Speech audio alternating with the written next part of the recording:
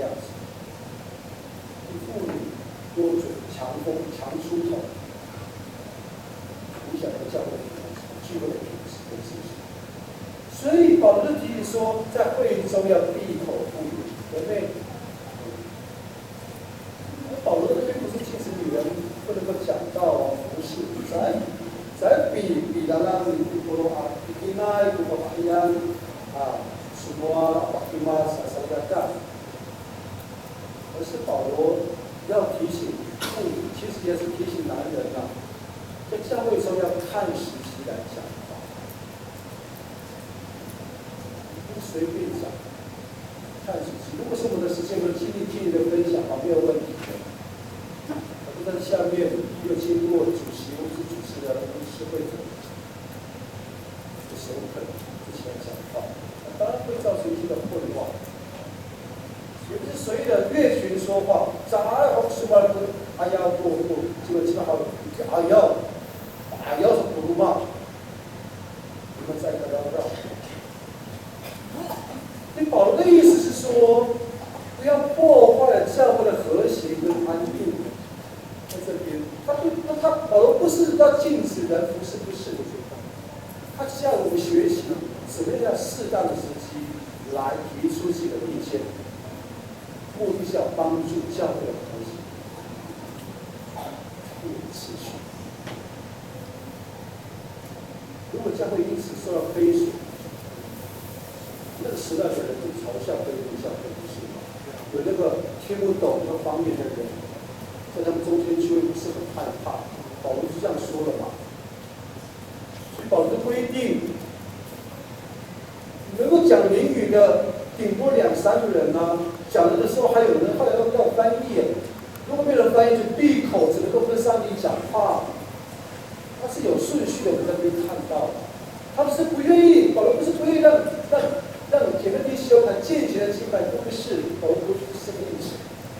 倒是因为有秩序在这个地方。我才说什么道是聪明出来的吗？一般的道理。说那些多出来的都认为，那第爱你什么呢？有普林多少波马萨萨，古时候有少，在跟你什么呢？在那古时候有少，那个，但是波罗上面那个真的呢？这6节其实我们看到保罗非常的生气，指责对多教会，因为刚才前面已经说了，对多教会有敬拜，对多教会有读经，讲上帝的话，对多教会有祷告，是因为他们秩序混乱，而且非常随性随意，所以更是妇女对保罗在这里说，应该学习。看时机的时候，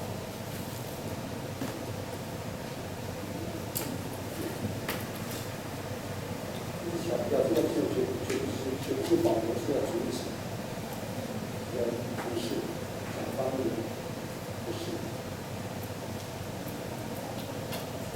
真的取一个平衡，相互成为成长，成为进步。特别是在公众礼拜里，无论是说方言的，或是讲灵的，先讲到，这是我们一起要去学习的。在这个方言不应该，应该能讲什么的？方言应该方言的能来，那么那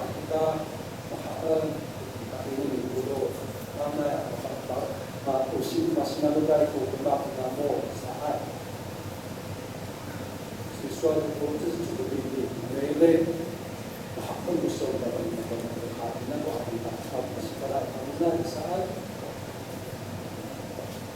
就是我们每个神，凡是属于神的儿女的，我们都应该去遵循一件事情，这个，不是在教会、家庭也是如此啊，工作场域也是如此啊。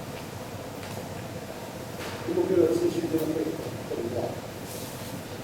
我发现一件事情，各位，从26节，从11章第1节，一直读到44节，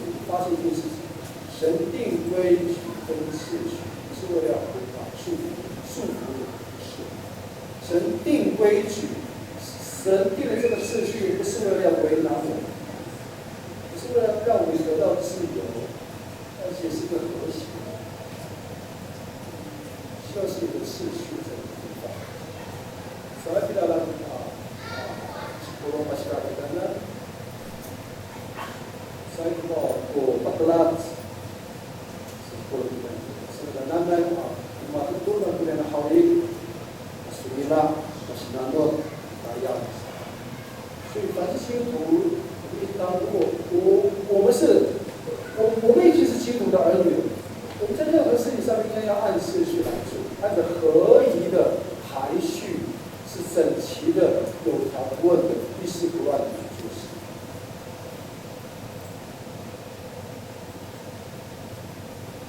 因为他是强调，在40节一开始说，凡事都要对吧？考虑，说这个凡事都是每一件事情，不是大事，也不是小事，是每一件事情。事情包括个人的生活、家庭生活、教会的生活、信仰生活，一方面，事情没有分大小，都应该要放在神的管理之下，在神的运行规矩的事情处理。我是说在对方考在。Kita minta saya kan, kalau rumah kita, bayar kita, dalam makna kyokai, ini sehingga sekat kita, kalau hal lain, kalau kita amat kuat, kita pakai saya kan, kalau nak kita ambil itu dengan hal yang tolong, merawat kita saya kan, merawat saya. 相信，都是按照神的心意来做这件事情，才能够得到上帝的帮助。所以保罗这么努力的提醒当时的这个教会，对今天的我们是要学习。但是这个Bagaimana itu saya atau senjata ayat kita perlu waspada itu karena kamu tidak diterima tak tidak Tuhan jebak kita， 所以应该在现在4个方面过有秩序的生活，特别是个人的生活，我们不能。真的各位的这个柳花村已经上台了，特别在最近这几个月以来，这个已经800的人深深努力的体会，个人的生活跟健康这件事情真的要保证。如果我们没有健康的身体，我们真的很困难去跟随这位耶稣身上。一个人在个人的命上面是如此。如果一个经过800的人都还不清楚真理，如果一个已经过800的人还对信仰是懵懵懂懂，如果一个已经过800的人对这个生命还不太了解，枉费我的办法。Terus saya kata,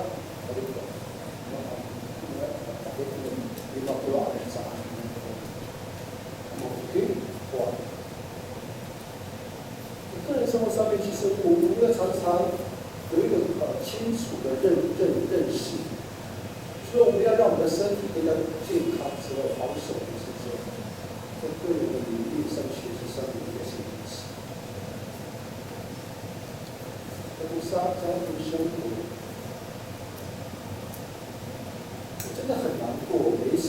当属的不当属的，无论开车、骑摩托车，都是正路，真的很难过。我看到我这个族人，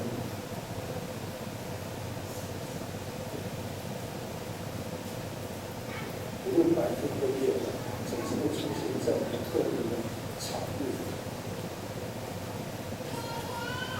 时间到了，家里不管；时间到了，聚会时间到了，营业延迟。明明知道要聚会了，会不知道。明明开始父亲对妻子，明明是丈夫要对妻子负责任，却没有；明明是父母亲要对孩子负责任，却没有做到。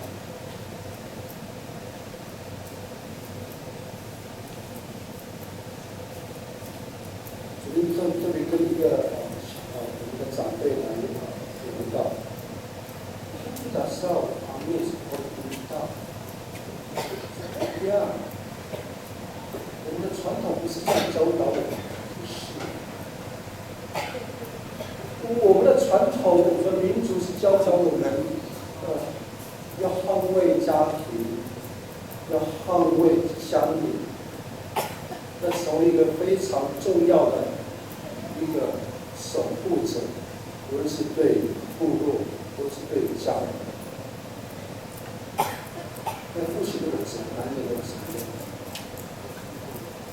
是不是？现在我们看到又有周遭，男人不像男人，女人不像女人，反倒是变成为同了。我们看到有些现象是这样子，造成很多的混乱在我们家庭，特别是我们男性的孩子，没有父亲的样子。朝向另外一个倾向发展，今天的标准，说是父亲缺席，说是母亲缺席，家庭就失去温暖，有一个秩序。姊妹弟兄，基督徒不应该是这样，阿妹子也不应该是这样子。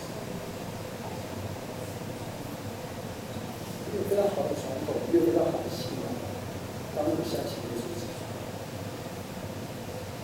相对生活应该是更起码，有一些时空，不要跟别人相比了。你最起码有一个像一个家，一个和谐、欢乐的家。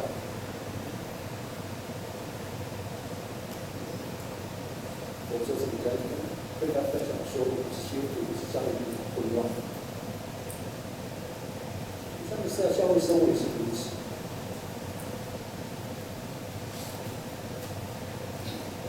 抱歉，新的一年一开始就讲一个重话。这些年来，上帝教会看到的现象，如果完全不是我就可以，非常难过，非常害怕。那个字就那个经文就跑出来，在路上就有破。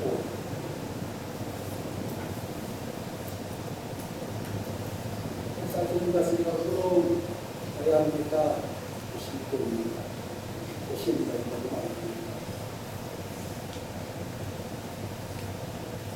Karena cepat kaya kita sebenarnya telah cipta pada kita yang arawan kata. Pas-pas lagi bersyukur tulong. Kita sampai ke hati tak juga kaya usaha. 那难过，很难过。现在帮助我们在这样的生活的服饰也是如此，这样的生活更别提，对不对？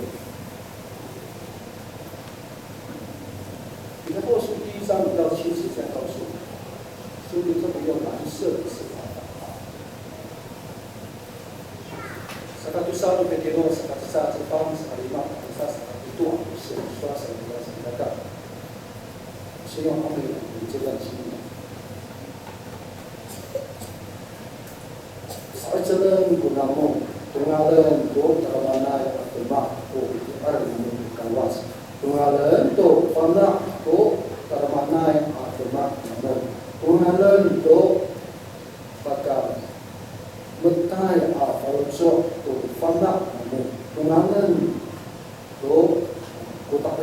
falojok ko baka mentai falojok mo tungalan to di rinia hai ko kawas pinangan ko ika kita ko falojok tungalan to sasikulah namoto salikaka to di rinia hai ko kawas pinangan tungalan to no kawas ulah kata si ulah memoto salikaka，所以请弟兄，中文是这样翻译：正因这缘故，你们要分外的殷勤，有了信心，又要加上德性；有了德性，又要加上知识；有了知识，又要加上节制；有了节制，又要加上忍耐；有了忍耐，又要加上前进。有了前进，又要加上爱弟兄的心；有了爱弟兄的心，又要加上爱众人的心。所以你可以把那个原本的红色的把蓝成蓝色。这段是有特别的教导。这个8项被称为信仰8个境界。我们可以5号半下来。信仰8个境界。彼得提醒我说：有了信心，就加上德性；有了德性，就加上知识；有了知识，就要加上节制；有了节制，又要加上忍耐；有了忍耐，又要加上前进；有了前进，又要加上爱弟兄的心；最后是什么？爱弟兄的心，又要加上爱众人的心。8个信仰的境界。所以姐妹弟兄。信仰是生命的成长，没有其他的捷径，唯有按部就班。Allah Ta'ala sangat yang meminta tak sok saat itu faham sama batuma balahat kusimku mereka这Allah Ta'ala 至少兄弟要教会服侍这些年来没有看过信仰的在爱心的枝上面的成长，还没有看过是一夜之间，就是非常的满的，不用再去没有，它都是一步一步的堆砌的。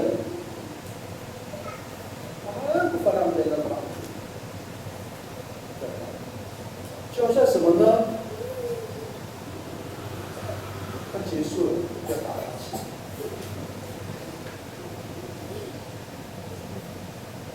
那学生学习数学不是吗？那个试着运算，请问佩奇，你现在国3你学到什么？数学。你3角还记得吗？还有几个方程式？没有吗？中级数学还没学到，学到什么？2与1次方程式。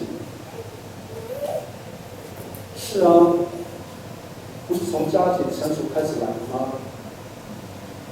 最基本的打题打好，才会学得比较难一点，是吗？到了高中才学那3角还是sin cos，不是学的几何方程式，有进阶的。最后上了大学之后，如果还是喜欢数学，就学的高阶数学，叫做微积分、高等数学，一样的道理嘛。对字的认识也是如此，不是？都是从小部分开始学习的，才会长知识，才会长见识，我的眼界才会开嘛。因为信仰没有捷径，信仰是没有捷径，按部就班。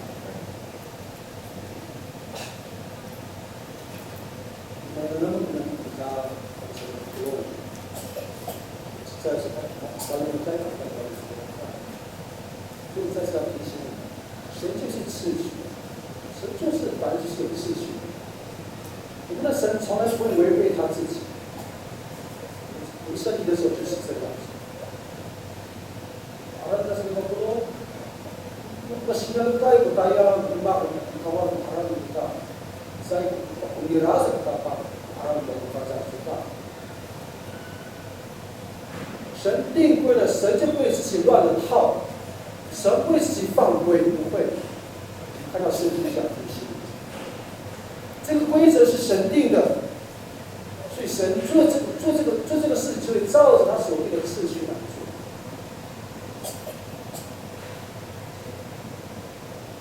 因为有次序，这意味着什么呢？有次序，这意味着是充满了聪明、智慧、管理跟策略，可以把所有的这个黑暗啊、混乱、不法的一类都可以把它驱赶走。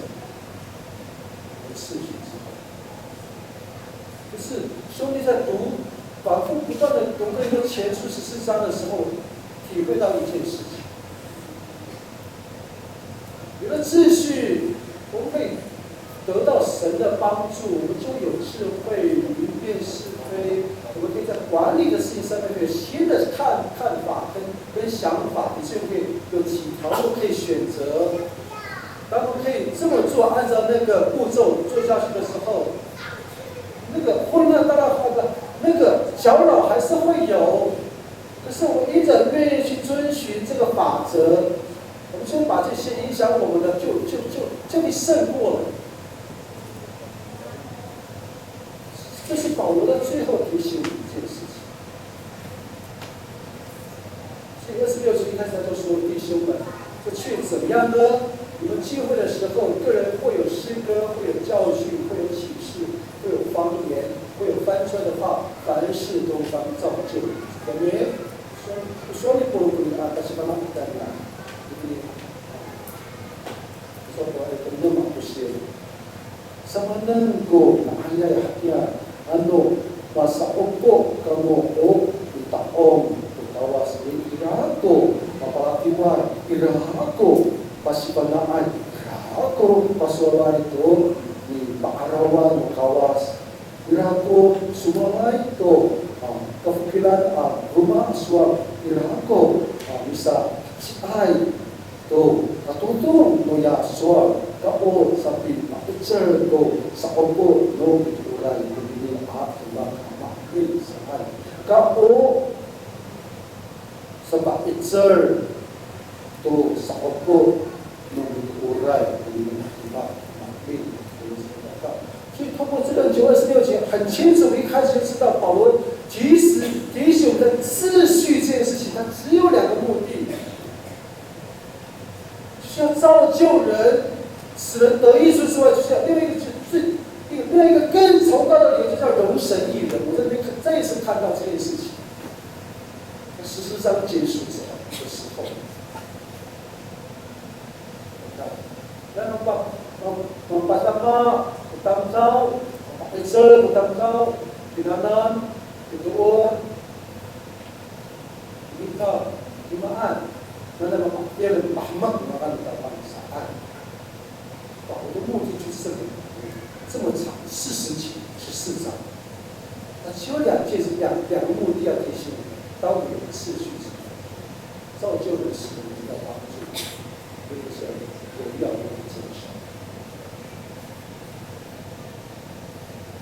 所以现在几个弟兄，基于这个理由。当我们听从神给我们的规矩跟次序的时候，我们愿意凡事依靠，不愿意凡事顺服的情况之下，无论是在我们的职场工作之上，无论在我们的婚姻的家庭的生活，在我们的侍奉，在各个不同的层面，各位，我们都会蒙福。所以求神帮助我们，无论我们做的事情多么的好，多重要，多棒，请记得。